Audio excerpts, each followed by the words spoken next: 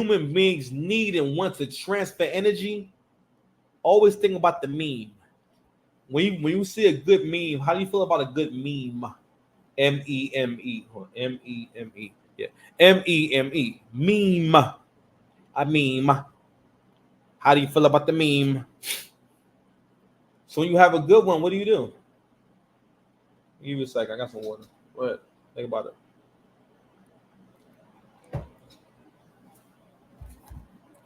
You laugh at it. You enjoy it. You get into it, right? And why is that? It's funny. You like it. It resonates with you. And what do you do after that? You share it, don't you? You share the damn meme. And why do you share the meme? Because you want your friends and family to get the same enjoyment that you got out of it. It's the same thing with interactions. Whatever someone comes to you with, that's what's going on inside them. Whatever people are on the inside, they tend to express it. An angry person cannot hide being angry. They can't. They just can't. All right? Just can't. Same thing with a happy person. You are what you are. But anyway, so we're socialized to the point where, to the point where it's okay, it's socially acceptable to shit on someone who's amazing at what they do, or someone who's extremely successful. And you know what? I had to realize, okay, I know what's going on here. But before I even get into that, I want to share these bars from this new song. So Drake dropped some what basically was like hundreds of gigs of like videos and shit, like home videos, random. And he had 3 records in there, right? So one record is with him, Thug, and 21 Savage, right? And when I heard this shit, I was like, damn, like I don't think ninjas really understand. No, it is nah. This verse right here was niggas Negro wake up call. It was a nigga's Negro wake up call of, bro, I'm Drake. What's wrong with you? Like, I'm Drake, nigga. Like, yo, this nigga got a verse saying, I told the promoter tonight, put me across from a section. We'll play patty cake. They just be letting us sin. We don't do the inspection. I can't sleep at night with Thug at county corrections. I think it did enough reflecting. I think my brother learned his lesson. It's all just a part of the game. We all got to roll with protection. Just like the motherfucking judge, the hammers come out for injections. Nigga, what? You said 143 Rolexes in my collection. Yo, what is other bars nigga had, bro? He said, and Junior Boy rolling like Cinco de Mayo. He may have the 5th of possession. The way I'm used to playing the politics, I swear I could win the election. Oh my God, nigga, what? Like, the cloth talk that Drake is giving niggas in that verse is like, nigga, it's me. And shout out to Kendrick. You know what I'm saying? Like, Kendrick better drop that album now, bro. Real talk, like, I felt like when I was listening to Kendrick records, I felt like, the records sound like they're part of an album. And I think that might have been like what, they didn't really make those other records really hit like Not Like Us did. Cause Not Like Us, you know what I'm saying? It had more of a bop to it, had a feel to it. And I think to a certain degree, like the other records wasn't like hitting like that. And they weren't like, Euphoria wasn't better than Push Ups. You know what I mean? The other Johns, they went 4 times. So like the heart is kind of like the hell. It's kind of like Drake's last response. But it's like, it was more like a PSA. But anywho, I want to get into why Black people wanted Drake to lose his battle. And it has to do with the fact that you associate success and good things with whiteness, and you associate struggle and low vibrational behavior and basically bad outcomes with blackness. Because basically, so people have mentioned him not having a black experience as if African Americans people are the only black people who have a black experience. There's other black people in the world, and there's other kinds of black people. You know what I'm saying? And then what makes it worse is that with Kamala Harris, now she not only is she light, not only is she light skinned, she biracial, and she got a white husband. And also, when this broad was asked about reparations, she said it needs to be studied. She couldn't even bullshit you to like an answer that says, "Hey, we gonna think about it." She said it needs to be studied. It needs to be studied. Wait, bitch, it's not biology. Study? How you come up with that? But, and I bring it up because the whole premise of Not Like Us is about basically you not black like us. You haven't had the black experience. Basically, you have not had grown up in poverty and growing up in the American ghettos. I'm like, yo, y'all realize that you don't know nothing. You don't know anything about this man.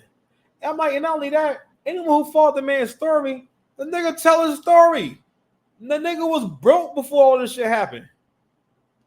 Okay, like nigga, he was getting kicked out of groups. Like, fam, that's not him being Jewish. He's not that kind of Jewish. Not all Jews got power like that, bro. Y'all realize there's a hierarchy. Like, I mean, and again, you associate whiteness with good to the point where you really think all Jews is connected? All of them? I mean, it's levels to it, obviously. And again, class will always be a factor. But from what Drake said, his mother's been disabled most of his life. And his father's a regular guy, so where would this money come from? Like, what the fuck you talking about? Now, I'm not saying it was exactly dead broke, but that's one of the arguments. And it's like, why is that an argument? Why is it an argument for you? I remember when I think the show's called Baldwin Hills, right? And it was a show about black kids in the suburbs that lived in really nice places. And and their hijinks and adventures, right? And I don't know why he thought it was cool to put this in the intro, but hey, it was profound. And one, because you know how they all have a blurb they say for the intro, and I think the girl says not all black people live in the hood, and it's like, yeah. Y'all